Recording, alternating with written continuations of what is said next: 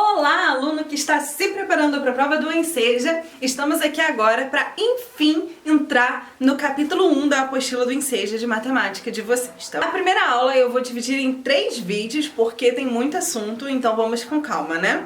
Então, para começar, a apostila traz uma introdução da importância da matemática na vida do ser humano, fala do nosso dia a dia, como lidamos com os números e desde muito tempo atrás que se utiliza cálculos matemáticos para fazer assim operações do dia a dia. E aí ela nos dá um exemplo. O exemplo é o seguinte, é esse daqui. Vamos supor que na época, assim, que nem existia ainda moeda, né? As pessoas trocavam alimentos, trocavam o que precisavam umas com as outras. Então existia um caçador que caçava aves. Tem um desenho aqui de 2 aves. E tinha o pescador que, obviamente, tinha peixes. Então, eles chegaram à conclusão, né, de que 2 aves seriam trocadas por 3 peixes. Ou seja, a cada 2 aves, o valor que valia essas 2 aves eram 3 peixes. Então eles faziam trocas. E aí a apostila já chega na primeira página com um desafio, que é o seguinte: se a cada 2 aves eles valem a 3 peixes, um pescador que precisa de 22 aves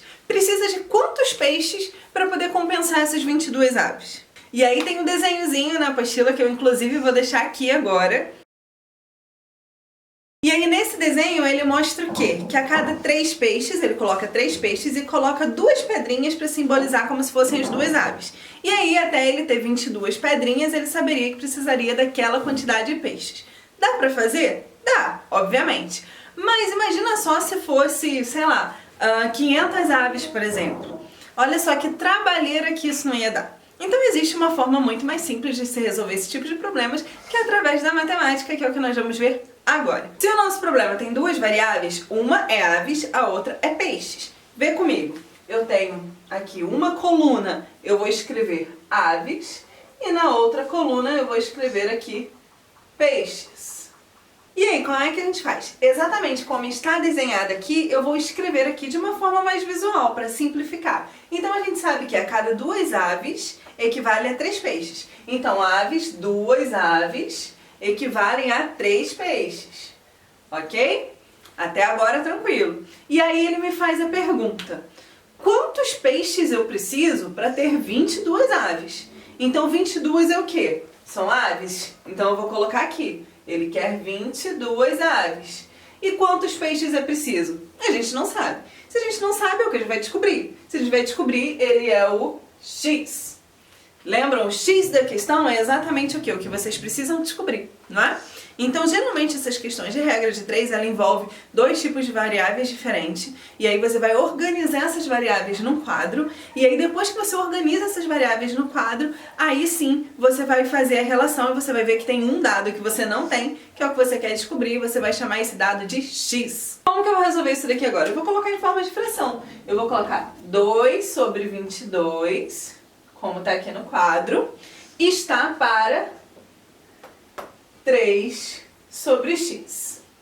Tem uma igualdade de frações. Lembra o que a gente faz quando tem uma igualdade de frações? A gente multiplica cruzado, lembram disso? Então eu vou multiplicar esse termo de cima aqui com esse de baixo e esse de baixo com esse de cima. Para facilitar, a gente coloca sempre o x do lado de lá, né? Então, 2 vezes o x aqui, eu tenho 2x.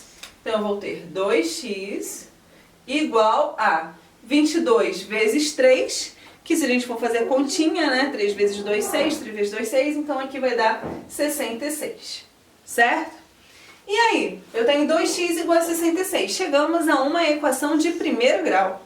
O que a gente faz quando tem uma equação de primeiro grau? Lembram da aula de equação? Tudo que tem x fica pro lado de lá, tudo que não tem x fica pro lado de cá. Lembram disso? Então, eu tenho aqui x, vou manter, né, no caso 2 está no lugar errado. Então, o que eu vou fazer com esse 2? Se está multiplicando com x, ele vai passar para o outro lado, dividindo. Então, eu vou ter x igual a 66, que já está lá no lado dele, e esse 2 que está multiplicando vai passar dividindo. Eu vou ter x igual a 66 sobre 2. X igual a, se a gente for dividir 66 por 2, a gente vai chegar ao resultado de 33. Então, nesse caso, nós descobrimos que para o pescador ter as 22 aves, ele precisa de 33 peixes, ok? Eu trouxe agora para vocês um outro tipo de problema também com regra de 3. Parecido com aquele primeiro que nós acabamos de ver que estava na apostila, porém eu também vou ensinar para vocês um outro conceito que é de proporcionalidade. Ou seja, as medidas do meu trabalho, do meu problema, elas podem ser diretamente proporcionais ou inversamente proporcionais. Eu vou trazer aqui um exemplo de cada um, só para a gente ter esse pensamento, tá bom? Então vamos lá, preste atenção aqui no problema. Na minha empresa, 3 funcionários fazem 25 bolos por dia. Então eu tenho uma empresa de bolos, eu tenho 3 funcionários e os 3 funcionários fazem cerca de 25 bolos por dia. Quantos bolos eu teria por dia caso tivesse 5 funcionários? Então eu quero ampliar a minha empresa e aí eu quero fazer mais bolos. Então eu vou fazer um cálculo. Se eu tiver 5 funcionários, contratar mais 2, quantos bolos eu vou poder fazer por dia, né, para vender? Então vamos pensar na questão. O que acontece? São 2 variáveis aqui, bolos, funcionários. Concordam comigo? Então vamos montar a tabelinha. Funcionários do lado de cá. Bolos do lado de cá. Eu tenho 3 funcionários, então coloco 3 aqui, que fazem 25 bolos. Então coloco 25 aqui. Quantos bolos, então o que eu quero descobrir é o X, eu terei se eu tiver 5 funcionários. Concordam comigo que essas medidas aqui, essas variáveis, são diretamente proporcionais? O que seria isso? Conforme uma aumenta, a outra aumenta. Por exemplo, se eu tenho 3 funcionários e 25 bolos, pela lógica, obviamente, a gente pensa que se eu tiver mais funcionários, eu terei mais bolos, né? Terei mais problemas também, né? Enfim. Então, a cada funcionário, né, conforme aumenta o número de funcionários, aumenta o número de bolos. Então, elas são diretamente proporcionais, porque conforme uma aumenta, a outra também aumenta, ok? Então, vamos lá. Eu tenho 3 funcionários e tenho 25 bolos. Quantos bolos eu vou ter com 5 funcionários? Então, o que eu faço agora? Eu só jogo na igualdade de frações.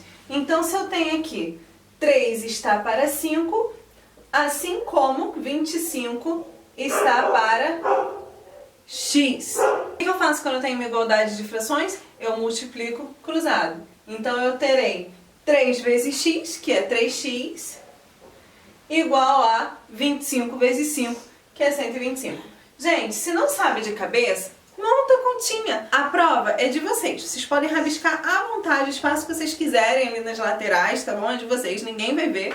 Então é só jogar na continha. No caso, né? 5 vezes 25. 5 vezes 5, 25. Vai 2. 5 vezes 2, 10. Com 2, 125. Tá?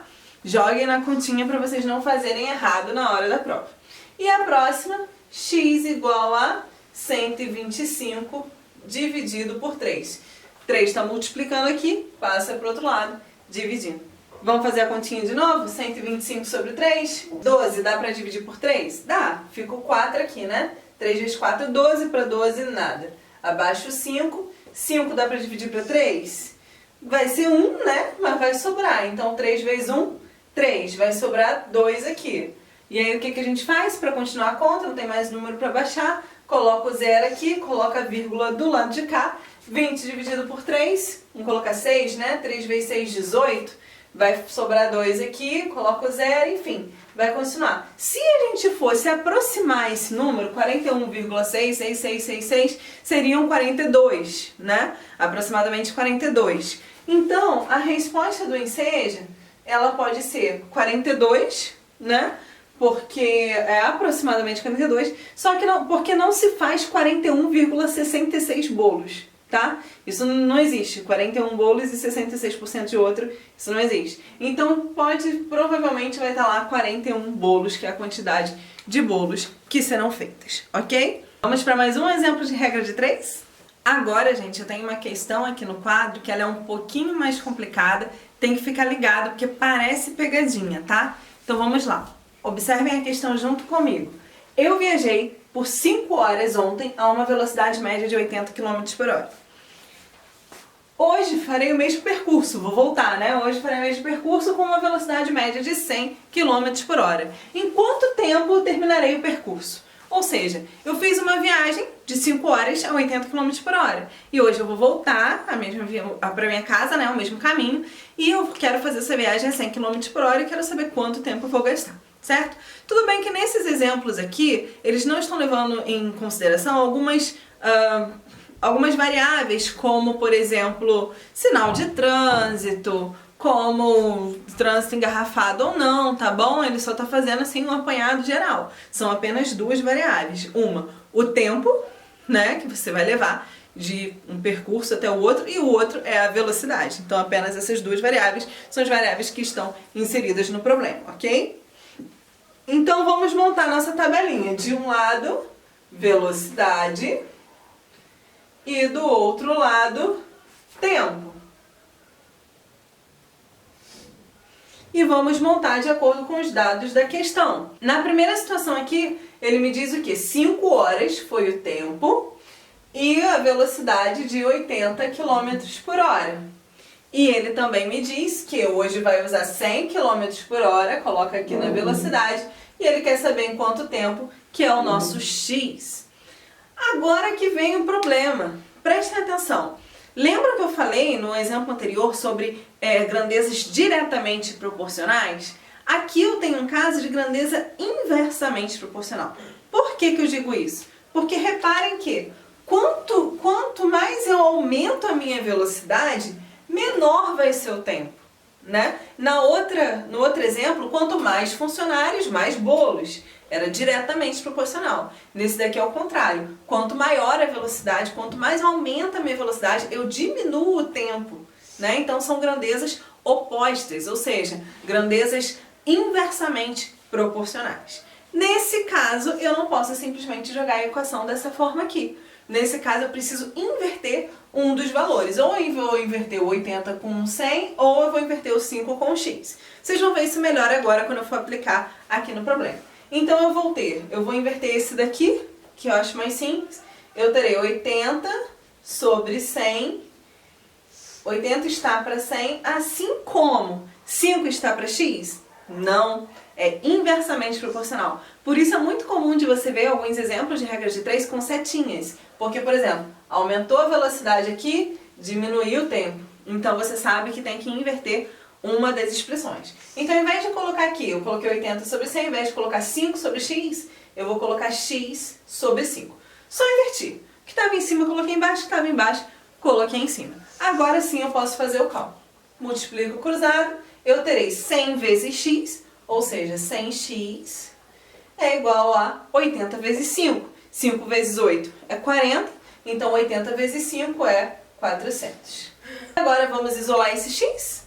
Então eu tenho x igual ao 400, que já está do lado de lá, dividido por 100, porque o 100 está aqui multiplicando, passa para lá, dividindo. Então eu tenho x igual a 400 sobre 100, posso cortar os zeros aqui, né? Então eu tenho x igual a 4 sobre 1, que é igual a 4, x igual a 4 horas.